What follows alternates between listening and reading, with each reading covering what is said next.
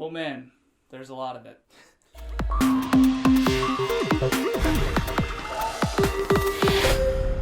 What's up, nerds? Today we're taking a look at Colossal's Omen saga, or at least everything that's out right now. Omen was actually originally made by a company called Smallbox Games a couple of years ago, and Colossal, it works with John Cloudis to reprint the game and revamp it with all that kind of stuff.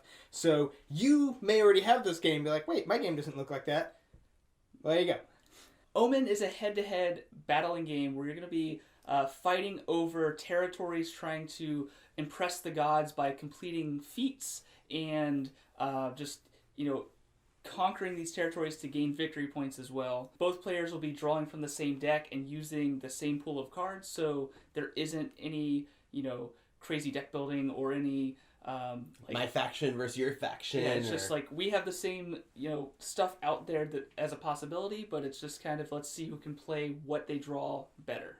This game does have a really cool mechanic that I always like, where there's not necessarily like a just drawback upstep, but at the beginning of every turn, you get to gain 3, and that's cards and or coins. So you can take 2 cards and a coin, or 2 coins and a card, or a card, and a coin.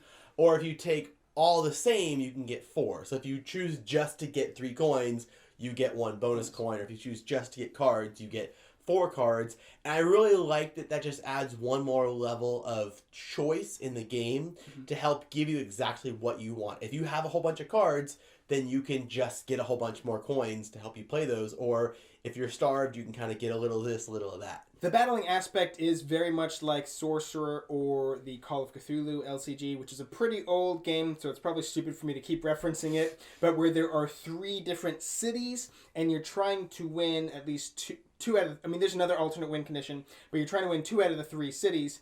And actually, it's... So, like... Well, you're not trying to win 2 out of the 3, because there's multiple battles every Right. Sorry. But what triggers endgame is to destroy 2 out of... Deplete. Right. But so every time you win a battle, you get a VP that's either 2 points, or you can flip it over. It's only worth 1 point, but you get a special ability. Mm-hmm. But it still has that feeling of, I have these units in my hand, and I need to split them amongst these 3 different areas, these 3 different battlefields. Are you going to contest me in this one or in this one? I'm really strong in this one. Why don't you leave me alone? So this battle, I'll just win this battle, and you'll fight these other 2. It's not the exact same thing as Sorcerer, but it has that same type of feel. Oh, goodness. I do like with the contesting and fighting in cities, it's not just like there's a fighting step of the game every round, but there are certain thresholds that have to be met. Either there's 5 cards total in a city battling out, or your opponent has 3 cards on their side. So there's definitely things you can do to try to I can play that there, but that would cause a battle, and maybe I'm not ready for a battle to happen yet. Or maybe I want to play this here, but if I play it here, that would start a battle, and then I would win. So even though this card would do better over here, I'm going to play it here so that I can win this battle. That kind of mind game and trying to make it work so the battle happens on your turn and you can control it. That's just one more level of this game I like, because even though it is a fairly quick, light-ish game, there is that level of depth and strategy to it. Yeah, and the wars are very deterministic. Like, you know how much strength you have, you know how much strength your opponent has. Whoever's the strongest wins. Yeah. So if you know who, when it's going to trigger, you can see, okay, he already has 3 over on his side. It's about to come to my turn. So at the end of my turn, I know that a war is going to trigger. I need to either beef it up or just accept that I'm going to lose this one and not put anybody there because I'm not going to win anyway. Yeah. So. As the loser, you do get to keep 2 units, so maybe, you could just throw a second one down if you only had 1 there to begin with. As the winner, you're going to have to destroy all but 1 unit, so, let him destroy his units. There is a lot of, strategy in when you play what card where. I really like the oracles. There's the whole step with the portent step. I like to call it the important step, because it's, very important. You have to, all day with this. Is Rachel pregnant? Because you just made a dad joke. A lot of them have card draw or coin draw, or it forces your opponent to discard cards or show their hand or whatever. And then you flip a card off the top of the deck, and if it's an oracle, it'll do something else. It usually is bad for you if the Oracle is really good. It'll Not always. No. Sometimes it's nothing, but if you get an Oracle, it's really good. Yeah. Sometimes it's always kind of good. If you flip an Oracle, then like, your turn's over and you miss another like phase of your step. Yeah. So there's always little phases going on, and you're like I said, there's one little thing where you're trying to impress the gods. So there's like Ares and Hades and all of them. They're out there watching these wars going on, and if you play certain things in a certain manner, you'll do this feat, and you get to flip it over and get you 2 victory points. And if you flip over 5 of your 6, that'll end the game. So like having 3 soldiers, 1 soldier in each city, that'll impress. Was it Hades? Athena. Athena is a soldier in each Athena. city. Yeah, so you impress her, you get to flip it over, you get those victory points. And that's in the base game. There Yeah. is an expansion that can change those feats out and Yeah. give you even more variability in your game. That's hammer- this one, right? Yeah. The Tales of the Yeah, Ancients. yes, yeah. Gives you new feats to change your game up, which that's what all these expansions do. These 2 are standalone expansions, but they're not a full game. You can play them by themselves, but they're definitely like a little taste of the game, not the full game. But if you want to try the game out, you're like, I don't know, we'll see. You could get one of these, try it out. But I would say don't do that. Just buy it all at once. Just take the dive. Love it or hate it. or buy the base game, because I feel like you don't want It's a more complete game. to taste it. It's not everything. Buy it all. All joking aside, I do really think that you should get everything for the game. Look, okay, sure. If you want to just try it out, sure, get the base game. The mini standalone expansions, yeah, I wouldn't recommend starting off with that, because again, it is just a taste and you don't have the feats. I would much rather you get the base game and you get to play with the feats where you have the full game. But really, again, like, part of what's cool about these types of games, when they're 2-player head-to-head card combat games, one of the best parts about those games is the replayability and variety, and you get an awful lot when you get everything. Now, for example, though, I guess even this one. So like this one has there are some alternate cards. Like there are like things that they're kind of like feats for everybody that are in the middle. That if you do it, you can take it. You have like a extra cards that you start your hand with that will let you do abilities, and they're negative points if you don't do them, type of thing. So this one, what is this? Gifts of the Gods is probably the weirdest expansion, right? It's the most differentest. Yes, that's the better way to say it. But you still get 2. I splayed them out all pretty, like 2.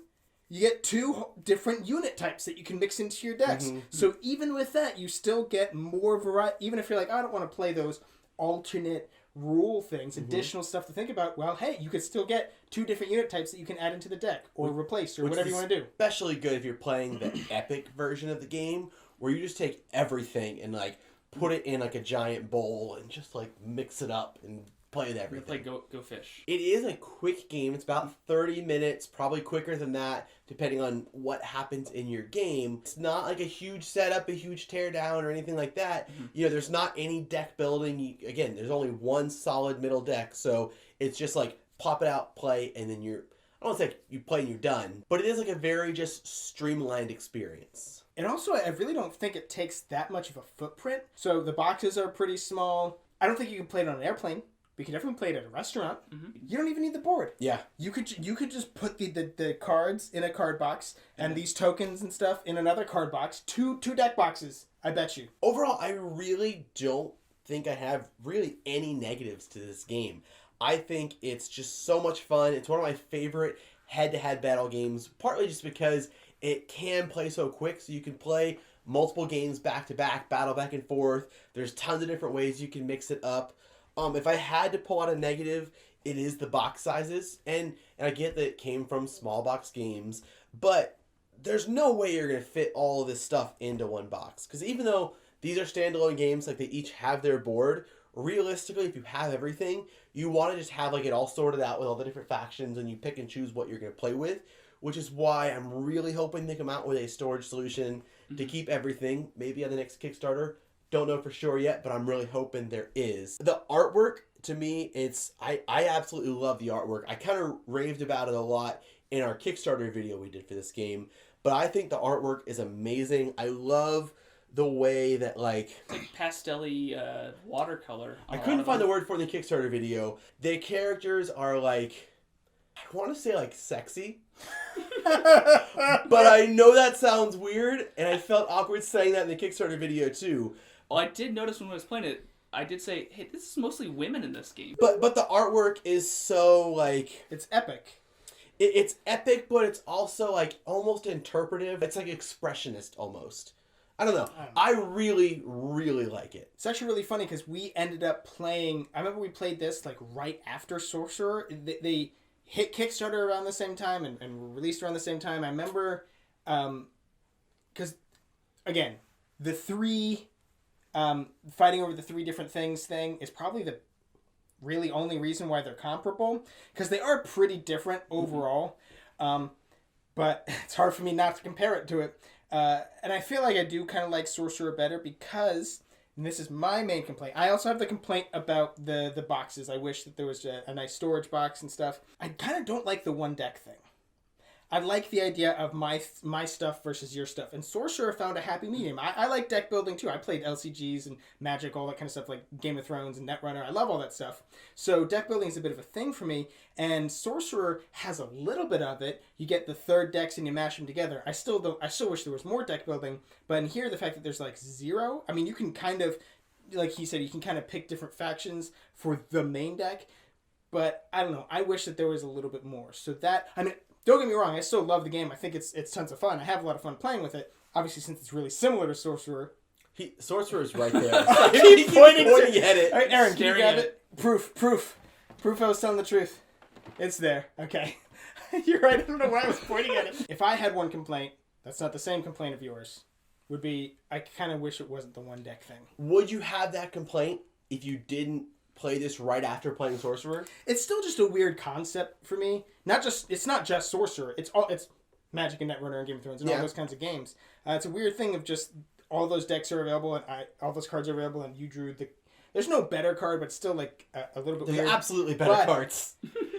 Wait, But they cost different. And... Yeah, it's not like unbalanced. Yeah. But I guess one other thing is comparing to Sorcerers, this theme is great. We kept talking about how like that's really dark.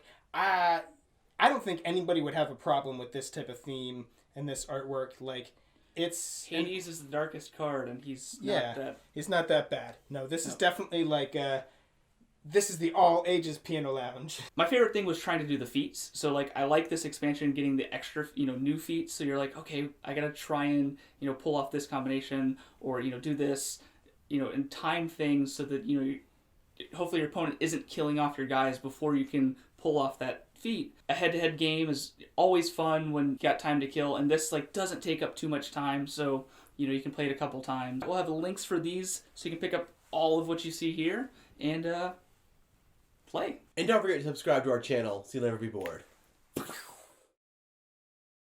Omen is a head-to-head battle game where you're going to be Battling head to head. battling head-to-head. Buy it all.